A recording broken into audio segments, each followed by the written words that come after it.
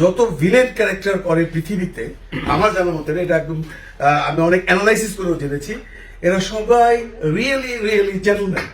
আপনারা যদি অমরিশ পুরীর কথা ধরেন, আপনারা প্রাণের কথা ধরেন বোম্বের, আমাদের দেশে আবার একটি ভিলেন আছে যার নাম মিশা সওদাগর, অনেক অনেক সিনেমা করেছে। বাস্তব জীবনে ওর মতো ভালো মানুষ আমাদের চলচ্চিত্রাঙ্গনে খুব কম আছে। 5 ওয়াক্ত নামাজ পড়ে, জীবনে মদ খায়নি, একটা ভিলেন কখনো মদ খায়নি। যে ক্যারেক্টারটা সে স্ক্রিনে করে তার জাস্ট অপোজিট ক্যারেক্টার। সেই মিশা সওদাগরের সাথে আজকে আমি কথা বলবো আপনাদেরকে নিয়ে। আসি, মিশা সওদাগর কেমন আছো? মিশা সওদাগর ভালো আছি, বেশ ভালো আছি। তুমি তো মানে অনেক বড় একজন শিল্পী বাংলাদেশের, তোমাকে পাওয়াও মুশকিল। একটা সময় তো ছিল তোমার একটা ডেটের জন্য আমরা অনেকবার ঘুরেছি, তো সেই দিনটা তো এখন চলে গেছে বাংলাদেশে। তুমি এখন কি নিয়ে গেছো? তোমার তো আগে একটা সময় ছিল দিন রাত 24 ঘন্টার মধ্যে 20 ঘন্টায় তুমি শুটিং করো, এখন কি করো? এখনো ছবি করি, ছবি মূলত মানে অভিনয় করে মূলত পেশা। আপনারা দেখেছেন আপনি বিশ্বায়নের যুগে যেমন ওটিটি আছে, তারপরে মনে করি সিরিজ গুলো আছে, তারপর মনে করি যদি ভালো লাগে তাহলে ওই যেমন এই আমরা আর টিভি থেকে আমরা এবার একটা শহরের মরুভূমি একটা ভালো মানে রেমিটেন্স যোদ্ধাদের উপর ওটা করেছি আমি।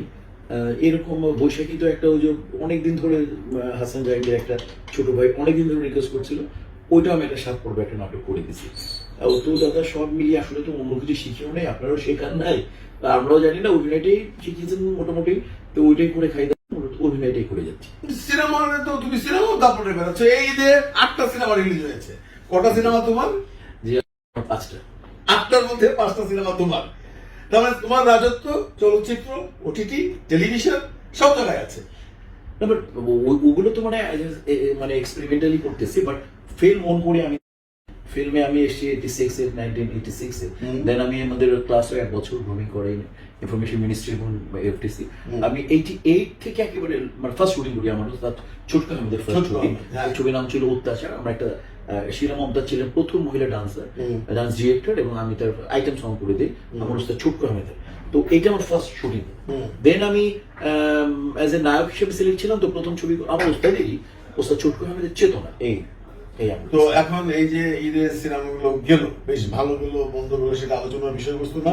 তুমি তো বলবা সবগুলো ছবি ভালো গেছে, যেহেতু তুমি শিল্পী, তুমি কাউকে খারাপও বলবো না, কাউকে বেশি মার্কসও দিবে না, কিন্তু আমরা জানি কোন সিনেমাটা কেমন গেছে। তো মিশাবিহীন চলচ্চিত্র কি বাংলাদেশে হবে না? ডেফিনেটলি হবে। ওয়েলকাম করি, আপনি কি ভুলে গেছেন? আমি যদি ভুল না করি আপনার ছবিতে আমার দুজন মানে কি বলবো যে আমার উইথ রেসপেক্ট প্রয়াত দুজন শ্রদ্ধেয় অনারেবল রাজীব সাহেব ছিলেন আপনার নির্দেশান্তরিতে। সুইডেনের পুরো ছবিটা আপনি করেছিলেন, এবং আমি যাকে আত্মিক প্রস্তাব করি শ্রদ্ধেয় হুমায়ুন ফরিদি ছিলেন। এত বড় কাস্ট নিয়ে আপনি ছবি করেছেন, এবং ওই সময় আরো দুজন ছিলেন কিন্তু শ্রদ্ধেয় হিটাম শামসুজ্জামান এবং শ্রদ্ধেয় আহমেদ শরীফ। দেখেন 4টা এ গ্রেড। মানে আমরা যদি বলি এরকম যে মোহাম্মদ রহমান ওয়ান্ডার্স বিজেএমসি আমাদের সময়কার, বা এখন যদি বলি মনে করেন যে মানে প্রথম শ্রেণী 4টা ছিলেন। তো এখন তো আমি তুলনামূলকভাবে আমাকে বেশি কাজ করতে হয়, আমি আমার বয়সে মানে আমার বেশি কাজ করতে হয়। এটা আমি আমি আমার জানায় অজানায় আমার ভিতরে কিন্তু বলেও আমি তো একাই, তাহলে অ্যাডভান্টেজ গুলো হয়তো আমি অনেক সময় নিয়েও ফেলি, যা সত্য কথা। বা ঠিক আছে আমার কাছে ক্যারেক্টারটা তো মানে কি আমার কাছে আসতে হবে, তো বাট এটা হওয়া উচিত ছিল না তো দাদা। যদি আমি আমার মতো আরো 3-4 জন থাকতো তাহলে আমার মনে হয় নিজেকে আরো প্রতিনিয়ত শানিত করতাম, আরো অনুশীলন করতাম, তখন আরো মজাও হইতো দাদা। যে দেখেন মানে এখন তো আমার ম্যাক্সিমাম প্রেশারই আমার উপরে পড়ে। তো ওই জায়গাটায় আমি এটা নিয়ে যথেষ্ট খুশি না মোটেও। আমি চাই যে আমি ডেফিনেটলি চাই ইন্ডাস্ট্রির জন্য প্রত্যেকটা জায়গায় যেমন 4টা বেস্ট নায়ক দরকার প্রথম শ্রেণীর, 4টা নায়িকা দরকার, 10টা প্রথম শ্রেণীর প্রোডাকশন হাউস দরকার, 10টা ডিরেক্টর দরকার, 10টা কোয়ার্টিস্ট দরকার, মা বাবা কমেডিয়ান, এসব মিলিয়ে যেটার এখন অভাব দরকার। যার জন্য আজকে ফিল্ম আমাদের এরকম। তো আমি মোটেও চাই না যে আমি একাভাবে থাকি। এটা দাদা আমার বয়স হয়েছে, আপনারা জানেন যে 30-32 যখন কাজই করে যাচ্ছে। আর ভিলেনদেরকে আপনি ভালো করে জানেন প্রচুর ফাইট থেকে যাবে। আর আপনি নিজে আপনার ছবিতে আমাকে দেখেছে আমি ডিরেক্ট শর্ট দিই, কারণ আমি আমার হাত ভাঙে দেখেন আঙুল বাজে কাঁদতেছি। আমার আমার সাকিবের এই যে লাস্ট ছবি যেটা মনে কাটছে বন্ধু, ও এই বুড়ো আঙ্গুল ভাঙা, ও ছিল জটিল প্রেম, এই জায়গাটা ভাঙা। এরকম আমার শরীরে একটা অঙ্গ প্রত্যঙ্গ ঠিক না। আমি আমার বন্ধু বদিলাম কোকরে ছবিতে ব্যাকসা মাসুল ডাইরেক্ট দিয়ে দিয়েছিলাম। আমি এইখানে ব্যথা পেয়েছিলাম, কাউকে বলি চুপচাপ পুরো ব্যাকসা মাসুল তো আমার প্র্যাকটিস নেই। কিন্তু আমি সাহস করে দিয়ে দিয়েছিলাম। আচ্ছা, তুমি যে বললো খোকন, খোকন তোমার বন্ধু, আমি যদি ধরি যে সিনেমা এই শিল্পে তোমার শত্রু বোধহয় কেউ নেই আছে? শত্রু কেন হবে? শত্রু কেন হবে? তবে একটা কথা মানতে হবে, সেটা হচ্ছে যে দেখেন, যে আমাকে ছবিতে নিতে পারবে না, আমার মনে করেন যে আমার পারিশ্রমিক দিয়ে বা আমার কিছু ফর্মালিটিস দিয়ে, তাহলে সে হয়তো আমার নিয়ে যদি দুটো কথা বলতে পারে, তো এটা কিন্তু আমি মাইন্ড করার কিছু নয়। আমি তো অনেক খেটে দেখেন, আমার প্রথম পারিশ্রমিক হচ্ছে 5,000 টাকা। 5,000 টাকা ফার্স্ট ভিলেন আমি 5,000 টাকা পেয়েছি। তো কাজেই এবং আপনারা আমাকে যার সম্মান দিয়েছে, তো সবাই আমার শত্রু, আর আমি শত্রু বলবো না কখনো, তবে কেউ পিছনে কথা বললেও বলতে পারে।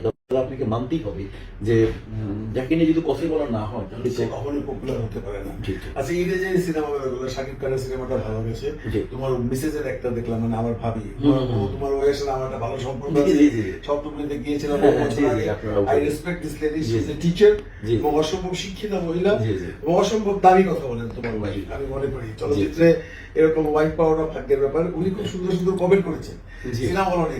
তোমার তো দেখলাম তুমি শাকিব খানের ছবিকে আপলিফ্ট করেছো, অনন্ত দলের ছবিকে আপলিফ্ট করেছো, এটা কি তোমার প্রফেশনালিজমের জন্য?